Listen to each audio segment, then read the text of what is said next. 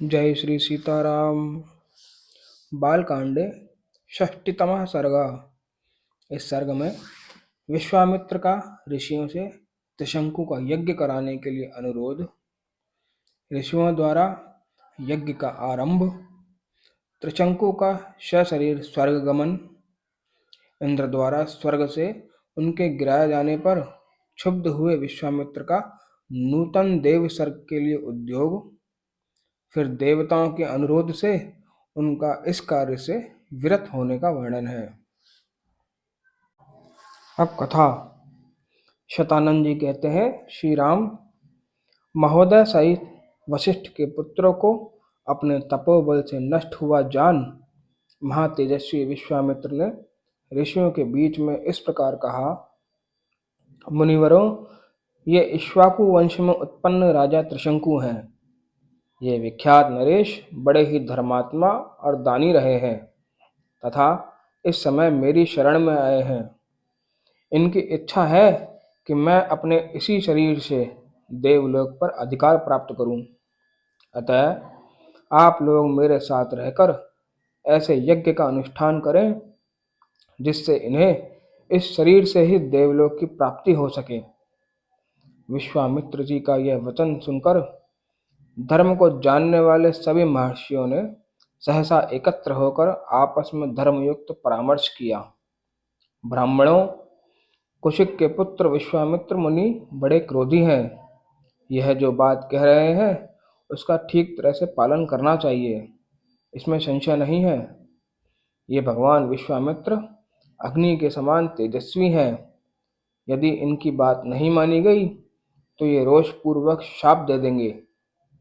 इसीलिए ऐसे यज्ञ का आरंभ करना चाहिए जिससे विश्वामित्र के तेज से ये इक्ष्वाकु नंदन त्रिशंकु सशरीर स्वर्गलोक में जा सकें। इस तरह विचार करके उन्होंने सर्वसम्मति से यह निश्चय किया कि यज्ञ आरंभ किया जाए। ऐसा निश्चय करके महर्षियों ने उस समय अपना अपना कार्य आरंभ किया। महातेजस्वी विश्वामित्र स्वयं ही उस यज्ञ में याजक यानी अर्धवयु हुए। वे क्रमशः अनेक मंत्रवेत्ता ब्राह्मण ऋत्विज हुए, जिन्होंने कल्पशास्त्र के अनुसार विधि एवं मंत्रोच्चार पूर्वक सारे कार्य संपन्न किए। तदंतर बहुत समय तक यत्न पूर्वक मंत्र पाठ करके महातेजस्वी विश्वामित्र ने अपना अपना भाग ग्रहण करने के लिए संपूर्ण देवताओं का आवाहन किया, परंतु उस समय वहां भाग लेने के लिए वे सब देवता नहीं आए। इससे महामुनि विश्वामित्र को बड़ा क्रोध आया और उन्होंने स्त्रुवा उठाकर रोष के साथ राजा त्रिशंकु से इस प्रकार कहा, नरेश्वर, अब तुम मेरे द्वारा उपार्जित तपस्या का बल देखो। मैं अभी तुम्हें अपनी शक्ति से सशरीर स्वर्गलोक में पहुंचाता हूँ। राजन, आज तुम अपने इस शरीर के साथ ही दुर्लभ स्वर्गलोक को जाओ। नरेश्वर, यदि मैंने तपस्या का कुछ भी फल प्राप्त किया है तो उसके प्रभाव से तुम सशरीर स्वर्गलोक को जाओ। श्री राम। विश्वामित्र मुनि के इतना कहते ही राजा त्रिशंकु सब मुनियों के देखते देखते उस समय अपने शरीर के साथ ही स्वर्गलोक को चले गए। त्रिशंकु को स्वर्गलोक में पहुंचा हुआ देख समस्त देवताओं के साथ पाक शासन इंद्र ने उनसे इस प्रकार कहा, मूर्ख त्रिशंकु, तो फिर यहाँ से लौट जा। तेरे लिए स्वर्ग में स्थान नहीं है। तू गुरु के शाप से नष्ट हो चुका है, अतः नीचे मुंह किए पुनः पृथ्वी पर गिर जा। इंद्र के इतना कहते ही राजा त्रिशंकु तपोधन विश्वामित्र को पुकार कर त्राही त्राही की रट लगाते हुए पुनः स्वर्ग से नीचे गिरे। चीखते चिल्लाते हुए त्रिशंकु की वह करुण पुकार सुनकर कौशिक मुनि को बड़ा क्रोध हुआ। वे त्रिशंकु से बोले, राजन, वहीं ठहर जा, वहीं ठहर जा। उनके ऐसा कहने पर त्रिशंकु बीच में ही लटके रह गए।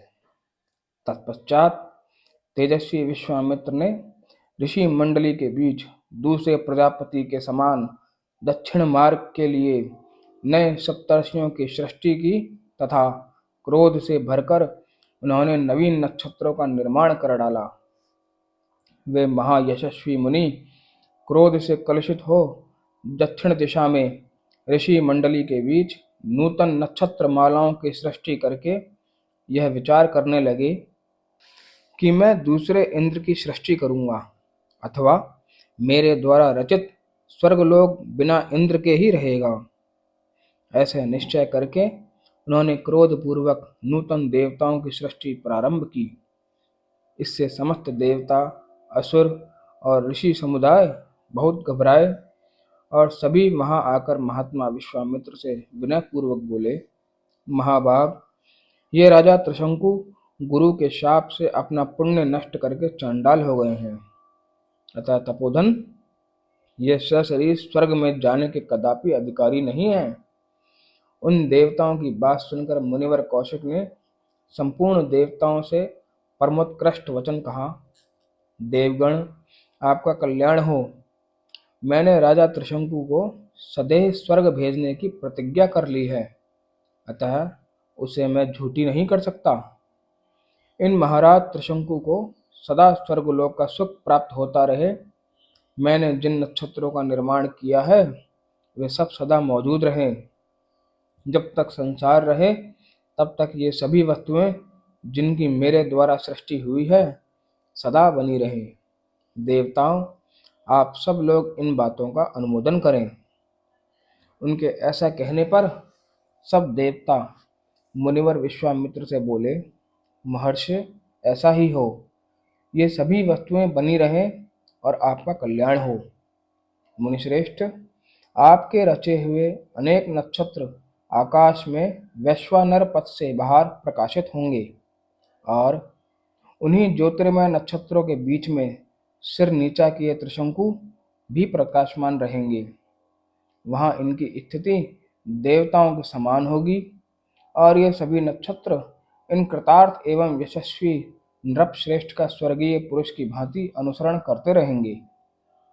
इसके बाद संपूर्ण देवताओं ने ऋषियों के बीच में ही महातेजस्वी धर्मात्मा विश्वामित्र मुनि की स्तुति की। इससे प्रसन्न होकर उन्होंने बहुत अच्छा कहकर देवताओं का अनुरोध स्वीकार कर लिया। नरश्रेष्ठ श्री राम तदंतर यज्ञ समाप्त होने पर सब देवता और तपोधन महर्षि जैसे आए थे उसी प्रकार अपने अपने स्थान को लौट गए।